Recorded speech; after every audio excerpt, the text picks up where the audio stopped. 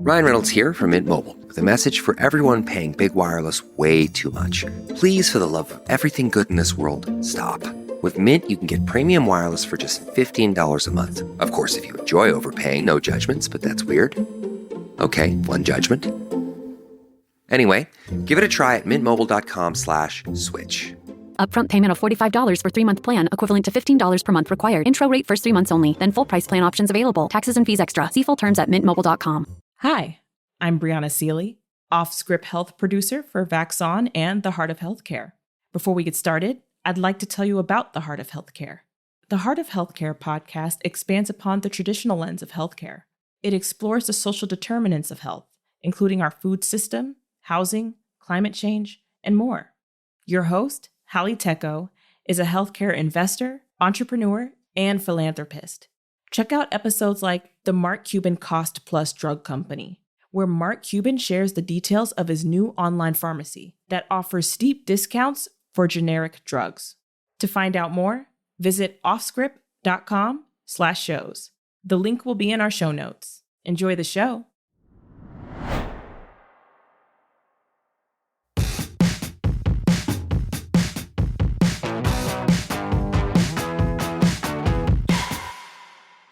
Hey, Matt.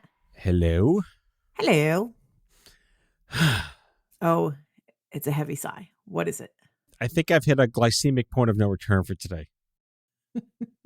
Can I help you out with a Fiber One brownie? Oh, God.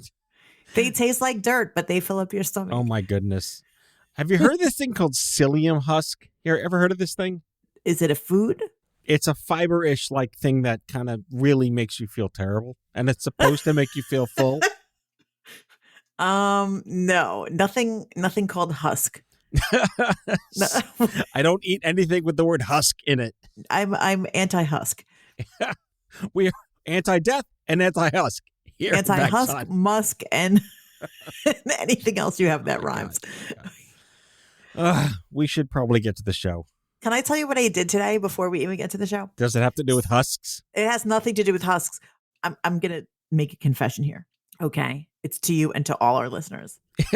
It's a taxicab confessional to the entire planet. This is like the biggest confession, and it pervades all the sides of my life, the podcasting side, the lawyer side, everything. Ready? Here it goes. I never listened to Serial, the first podcast like ever that became huge with the true crime at Adnan Syed and all that. That changed everything. It changed everything. I never listened to it. So I needed to remedy that, and I listened to it from start to finish last week. And now I'm watching the HBO special, and I can't think about anything else. It's well done, isn't it? It's well done. And I'm so late to the party. I know that, but it's kind of like one of those things that while it was happening, I already knew I would get like reports and stuff about it. So I was like, whatever, I already know what's happening. And I just was like, I don't need to listen to it. But now I felt like I needed to close the circle. So now I can't think about anything else. So I'm like very like keyed up. Because wait, so your cereal, my version of your cereal, yes, is West Wing. You never watched West Wing? Not a single episode ever. Matt, I don't know that we can even be friends anymore. It's on my to-watch list.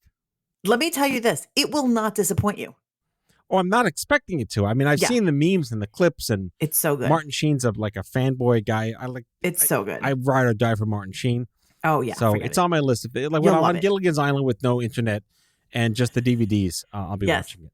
Yeah, West Wing is really fun because there's the plot, which is always really fun, but then it's that Sorkin dialogue. Right. And you will leave watching each episode sort of half wishing and half actually thinking that people actually talk like that, like in incredibly witty back and forth with insane vocabulary and never a pause, never misspeaking or stuttering or stumbling or anything. And it's not true, but you will watch it. You'll think that you could be that good. All right. Well, I hope I have the same reaction to watching West Wing for the first time, having never watched it as you had, listening to Serial, having never listened to it at all, ever. I almost want a podcast of your reactions to West Wing watching it 20 years after. Oh my God. Yes. You're going to be like, oh my God, Marlee Matlin's on it. Holy shit, Martin Sheen is like the best president we could ever have. Isn't he like Mormon? It's like Jebediah or something. He's I don't think he's Mormon. I know he's a Christian in it, and he's like, so he's like an amalgam of every good thing that people could come up with about any president. So like he's a Democrat, but he's also an economist, and he's also really religious, and he is like super wise, and he understands everybody. I see. I'll say this now, and West Wingers will get this, and I'll just put it out there now. Matt, enjoy Mrs. Lanningham. Enjoy Mrs. Lanningham while you have her. Okay, done. Okay. Anyway, let's get to the show. All right, Vaxing On, commence. Vaxing on right now. Matt, when last we met, you promised us that you would have an update on the Novavax situation. What do you have for us? They're fucked. Yeah, I heard that might be happening. We were so close to the vaccine that might influence people scared of mRNA to actually get vaccinated. And yet it is now delayed. And why is it delayed? Why is it delayed? As I read the news to you here directly from CNBC, Novavax informed the FDA of changes to its manufacturing process on June 3rd, days before the agency was supposed to review the vaccine. Oopsie. Before you go on, I have to interrupt. And here's, as you're I don't know a lot about this, how manufacturing vaccines works. So I have to jump in and ask you this. Is it that Novavax was being like super honest and transparent, where they like had to change the manufacturing and they were like, FDA, we have to tell you we're being so super honest and like we just have to tell you so there's no issue after the fact? Or were they just like running blind and like not even realizing that if they reported some kind of change on June 3rd, that it would totally fuck up the approval process? I'm going to equate this to when you put the wrong CVV code when you're buying something on Amazon. Oh, really? You think that it was like an error? My guess, my instinct is they're not dumb enough to forget this, but somehow there has to be some human error in why is this one little box not checked? And someone asked, I'm making this up. I have no facts. I'm just making assumptions. That's what we like here at Vax On. No facts. Zero facts for my retort here is based purely out of my ass. Just conjecture. Because one might hope to assume that a company desperate to bring this to market with such efficacy and such social currency potential would have done everything right.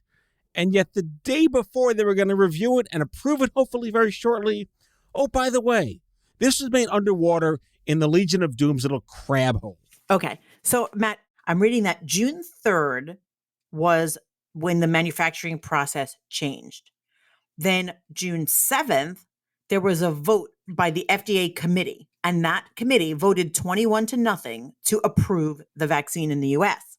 So the FDA doesn't have to do what the committee says. It usually does what the committee says, but here it's like the committee said it, but hey, did the committee know about some kind of fuckery happening in the manufacturing process? It's not, there's no reason that I have seen to question the integrity of the manufacturing process. Like, I don't know if it's anything bad in the manufacturing process. It sounds like it's an issue of communicating between Novavax and the FDA. So in between June 7th and sort of now or whenever, sounds like that's when the FDA is making its final decision. The only thing that I would put conjecture upon is if they move the manufacturing process to the Staten Island Mall. They shouldn't manufacture anything over there. No. Definitely not. That is a recipe for never being approved by the FDA. Have you seen the tweets about the Novavax vaccine? Because they're kind of disturbing. Oh, yeah? Go ahead. Well, I mean, there's like all these tweets out there with like by Novavax enthusiasts or people who swear that they're not Novavax enthusiasts, but they're just mRNA haters. So like this one guy was like, good news, Novavax has been approved, but I'm not pro Novavax. I'm just anti mRNA. Like, here's the thing. If you're not a scientist or at least like a doctor of some kind, how are you being anti mRNA? Like, who knows enough about mRNA vaccines to take that kind of stance? It's just the rumor hesitancy of potentially non-educated people. I mean, I guess that's what it is. It's so weird to me that, like, I mean, if you asked me what type of vaccine, literally any of the vaccines I've ever gotten are, I would have no idea. And I'm a pretty informed person. But I mean, they went out of their way for the Moderna and the Pfizer's that it's a brand new technology and it works really well and it's kind of woo-woo-woo, spooky language, mRNA. So my guess is like that just probably put people off. And now we have the chance to say, this one doesn't have spooky language. It is Bill Gates free. And you can go ahead about your daily day and feel good about yourself. I stand by what I said last week, which is there is a big part of me that feels like once Novavax finally gets out on the market, they should just go full throttle on the marketing about how like this is the opposite of the other vaccines. Like, even though that's not really true, like I really feel like maybe that's what they should do. And they should just target all the crazy conspiracy theorists, all the super anti-vaxxers, and be like, yeah, this one is not going to make you have a spontaneous miscarriage. This one is not going to make you magnetic, like totally magnet free. This and one just doubles your sperm count. Yeah, be like, with every dose of Novavax, you get gold commemorative coins. Right. You know? Trump like gold commemorative coins. That's totally what that crowd is into. Yep. So, you get gold commemorative coins and a steak and see what happens. What about that special holy water infomercial? We'll get that too. Holy water. I haven't seen. What channel are you watching? No, it's like miracle water infomercials. They're cropping up. I don't know where they're coming from. I know that I only see the ads tailored to me, but there's a holy water, not like Christian holy water, like a God miracle holy water. Like holy water, but not from like Rome. Like blessed, natural, blessed earth God water, not like Roman Catholic Church holy water. Oh, God. Okay. I tell you what, let me say, I like to bash infomercials, but as long as we're never bashing the one for the infinite dress, because still I have never gotten my own infinite dress. And do you remember this? It was like a half hour long. Oh, it was amazing. It was like in the early 90s. And it was this giant piece of fabric. And this woman showed how she turned it into everything from a bathing suit to an evening gown. And it was like amazing. All right. The internet has come in handy. I just Googled it. And it is called the Miracle Spring Water Commercial. So everyone listening, pause the podcast and go Google Miracle Spring Water Commercial. Please don't buy it, but just laugh your ass off and then join us back here in a few minutes. Amazing. All right. So we are hoping that the FDA committee convinces the FDA to just pass this shit. It's already in like a bunch of other countries. It works. It's fabulous. And you know what? If you're one of those Twitter people, if you are a pro-vaccine but anti-mRNA vaccine advocate, go forth and proliferate, because I don't care whether you're pro or against mRNA. If you're pro-vaccine, be pro-vaccine. That's true. That sounds great. I like that. Speaking of pro-vaccine, have you checked in with Justin Bieber lately? He's like old now, isn't he? He's like 40,000 years old. He's definitely not old. Okay. He's definitely a lot younger than we are. I'm going back to Google. Are you Googling Justin Bieber? He's Canadian. I did not know that. He's 28. First of all, I had no idea he's Canadian. Second of all, my husband is in Canada right now. Is he with Justin Bieber? He's hanging out with the Biebs. No. He was born when we were college sophomores. Okay. Yes, he's young still. 94. And poor Justin Bieber was just diagnosed with Ramsay Hunt syndrome. So Justin Bieber just put out a video on social media canceling some of his tour dates and sharing this health condition with the world. And of course, people are freaking out and saying that the reason he has this condition is because he got vaccinated. Oh God, no. I know. And the thing is, it's not like this is like, it is a rare neurological disorder, but it's not something new. It's been around a long time. And when I say it's like shingles, it's because it comes from the chickenpox virus. It comes from the varicella virus. And it's just like one kind of expression in the same way that shingles is. It attacks a nerve pattern. So it attacks your face. Like half of his face is totally paralyzed. Yeah, I'm on the website for the National Organization for Rare Disorders, one of our favorite partner organizations, rarediseases.org. Ramsay Hunt syndrome. 5 out of every 100,000 people develop Ramsay Hunt syndrome each year in the U.S. Anyone who has had chickenpox or shingles can potentially develop Ramsay Hunt syndrome. However, most cases affect older adults, especially those over 60. Bieber being a third that age, very rare. Yeah, but that's the same thing as shingles, right? Because shingles typically affects people at least over 50. I'm not sure if it's over 60. But like I got it when I was in my 30s. I know a lot of other people that got it in their 20s and 30s because what I know about shingles, and I think it's similar to this Ramsay Hunt syndrome, is that it can be triggered by like great stress or fatigue or something. So, people going through like a crazy time in their life sometimes end up with this expression of this virus. And for someone who is a professional performer, that strikes me as, like it makes perfect sense because he's probably, out there in public, working like crazy, performing like crazy. It's a high stress job, high energy job. So it doesn't seem bizarre to me that, whatever's going on in his life may have triggered this outbreak. And my understanding is that it could last a real long time. So, all the best wishes to Justin Bieber. Hope he recovers soon. Yeah, the standard treatment is Valtrex, which is what you take for shingles. And it's a herpes sort of version. Right. Because isn't it? It's all a herpes virus. Yeah. Right. Because all of these are like different, is it different kinds of herpes viruses? But it's all like the same underlying virus. Yeah, corticosteroids. That is the current treatment as I'm reading this on the Nord website right now. Let me tell you, it's interesting, like, because this is related to that chickenpox virus. And now, kids get vaccinated against varicella and kids have like no understanding of chickenpox and the misery of chickenpox. So even before COVID and talk of vaccines became such a hot topic, I have always been out there really advocating for everyone to get the shingles vaccine because I've had shingles and it sucks so badly. Wait, when did you have chickenpox though? I had chickenpox when I was a teenager when we were in high school. So did I. I had it at the end of junior year of high school. So did I. Did you give it to me? I might have given it to you. You're welcome. Or you gave it to me.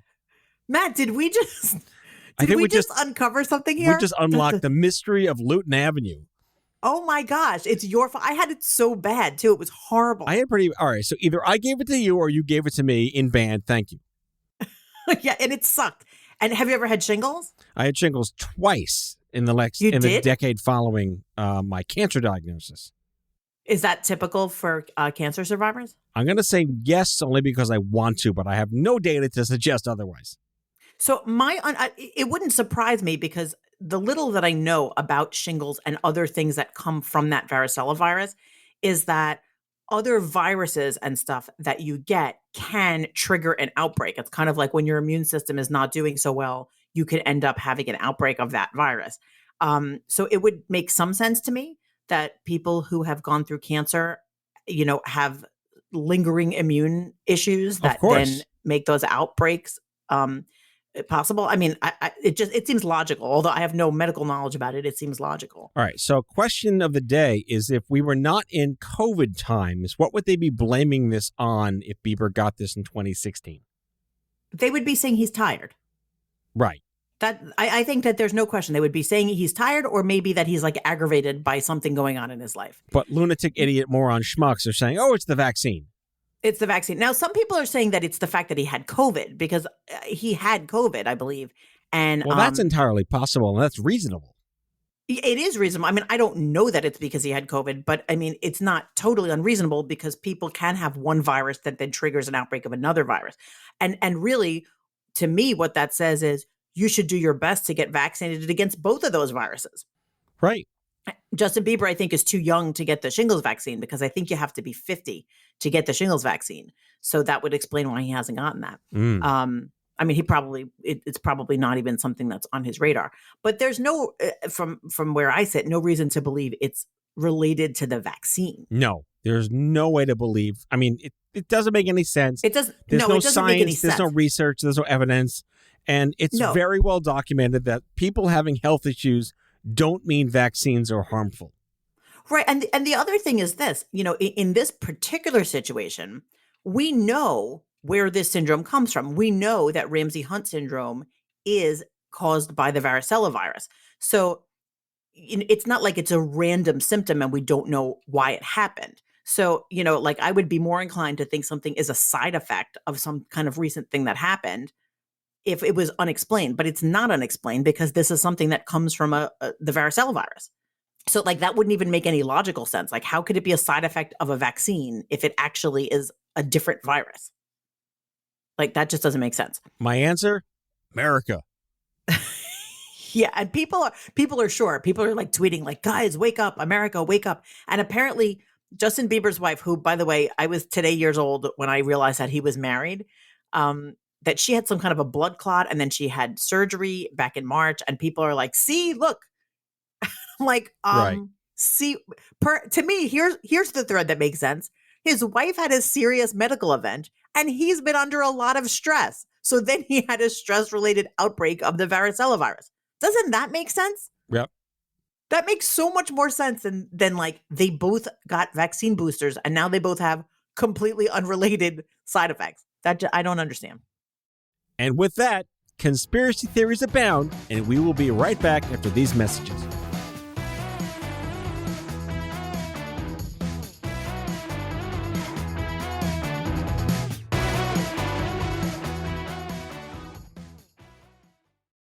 Craving your next action-packed adventure? Audible delivers thrills of every kind on your command, like Project Hail Mary by Andy Weir, where a lone astronaut must save humanity from extinction, narrated with stunning intensity by Ray Porter. From electrifying suspense and daring quest to spine-tingling horror and romance in far-off realms, unleash your adventurous side with gripping titles that'll keep you guessing. Discover exclusive Audible originals, hotly anticipated new releases, and must-listen bestsellers that hook you from the first minute. Because Audible knows there's no greater thrill than the one that speaks to you. Discover what lies beyond the edge of your seat. Start your free 30-day trial at audible.com/WonderyUS. That's audible.com/WonderyUS. Are we still vaxing on? I think we're still vaxing on. We're still vaxing on. Wait, before we get to our third segment, I do want to touch on something that is vaccine related, not COVID related specifically, but it is a vax related thing. You're just going to throw in like a vaccine thing with no warning? No warning.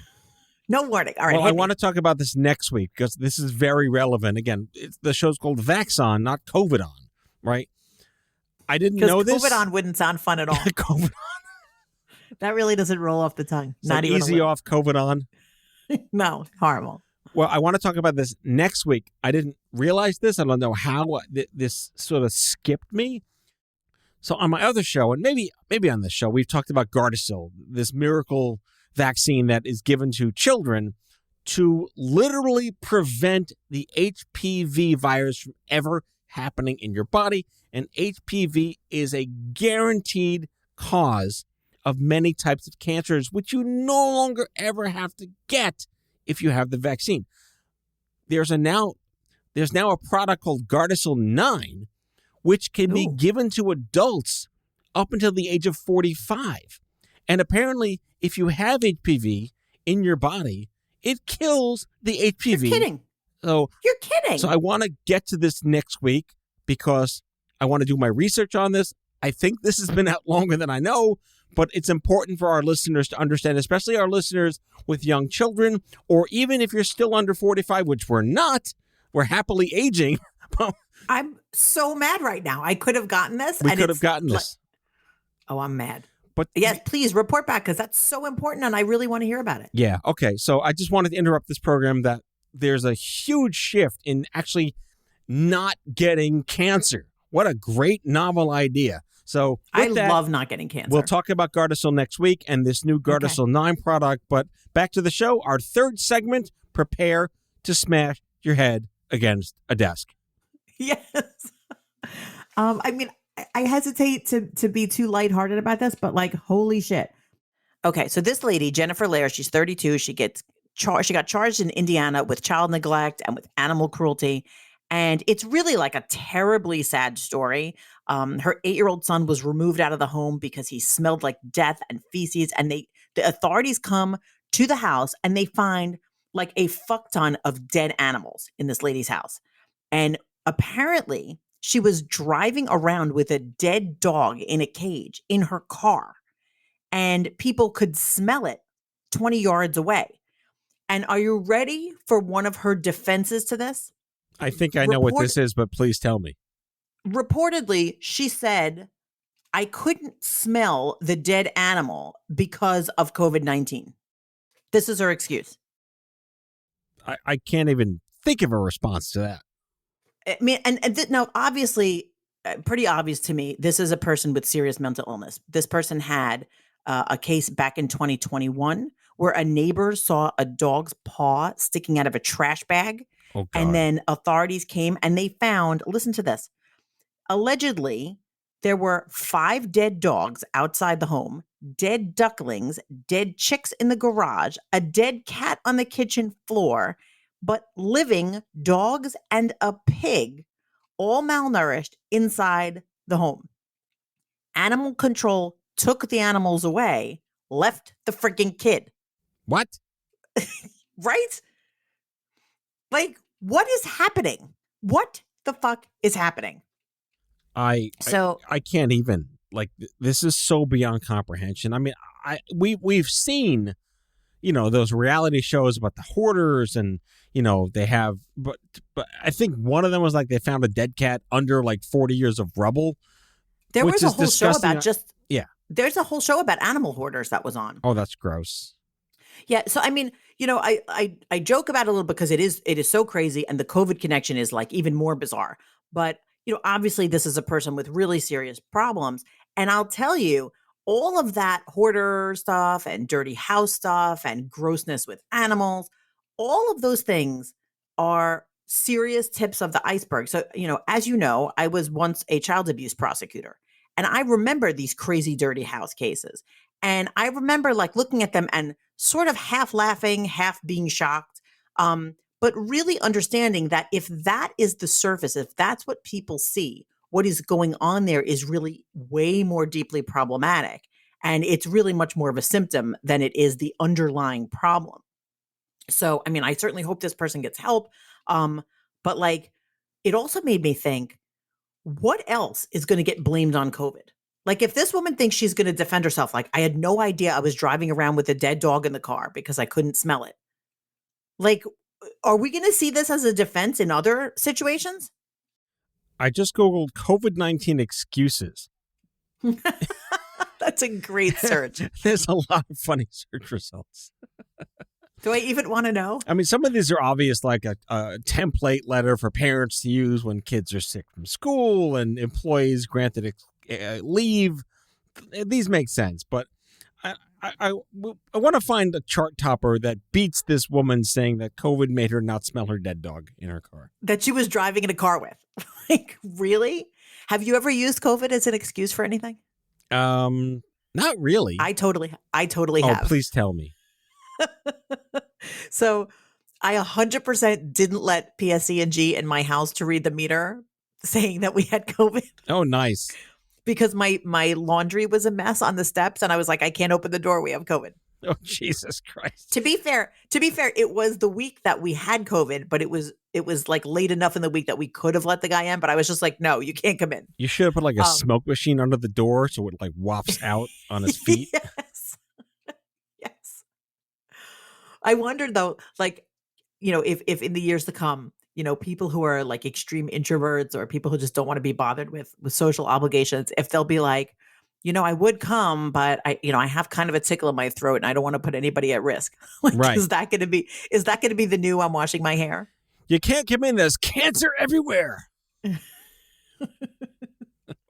I mean, for one, I always like a good excuse. So I mean, look, if you need it, go ahead and use COVID. What would have been really funny if this were like some kind of like a Dane Cook special, whatever, is the woman says, I didn't smell the dog, but they immediately give her like smelly salts. And if she falls over, she's full of shit. Yes. I'm just like, could you imagine being a police officer and this is the shit people say to you? Like, what about your eyeballs? Like, did COVID stop you from seeing also? I mean, with all the shit cops get, they're going to see some crazy annoying things that are just tragically terrible, like dead pets all through a house.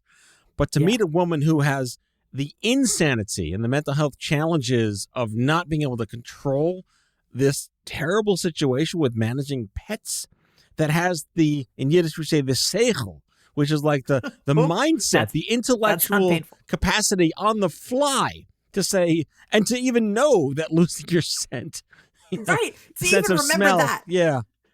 That was weird. And I'll tell you, back from my days as a child abuse prosecutor, one of the things that I noticed is that every crazy household, the more crazy these people were, whether it was that they had mental illness or they were just sort of garden variety crazy and where they had violence and all sorts of insanity in their homes, they always had pets.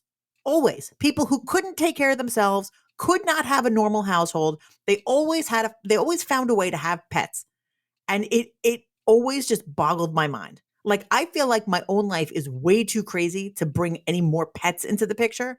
But like, this lady's got she's got a whole menagerie of dead animals in her kitchen, and she's got a pig walking around. Like, I can't. I mean, it's Indiana, but still.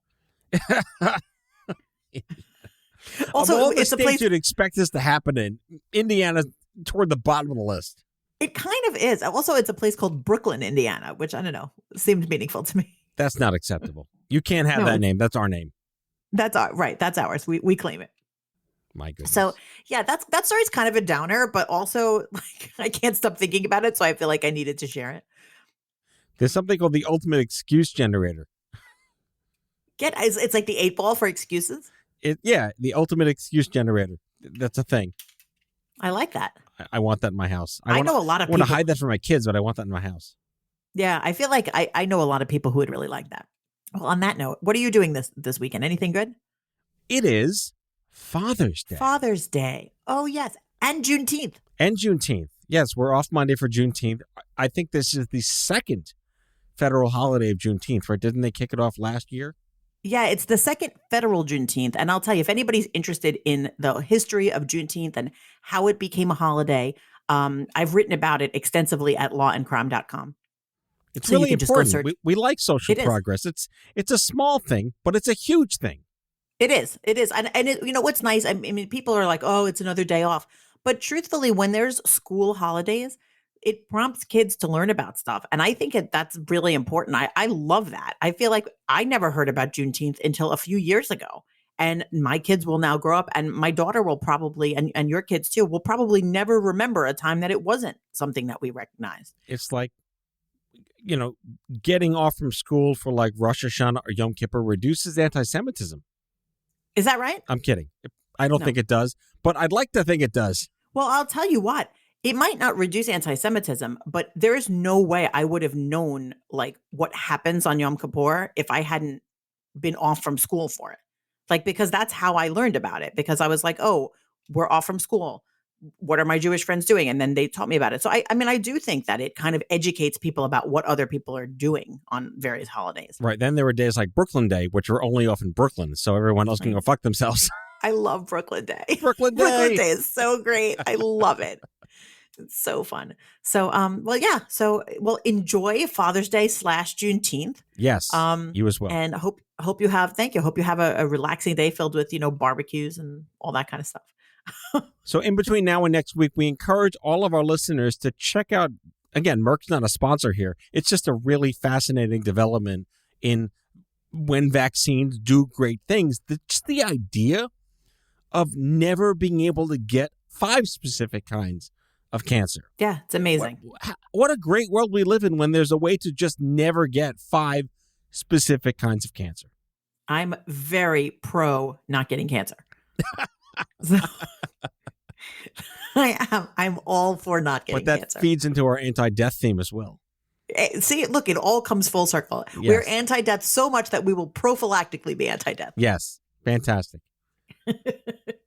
Well, have a wonderful weekend. Celebrate with your family. You too. And, don't have too many burgers and all that. Not too many. Just a few. Not too many. Just Baker's dozen.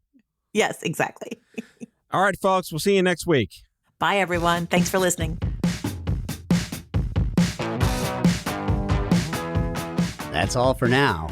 If you like Vax On, be sure to subscribe, leave a review on Apple Podcasts, follow us on social, and tell all your friends to listen.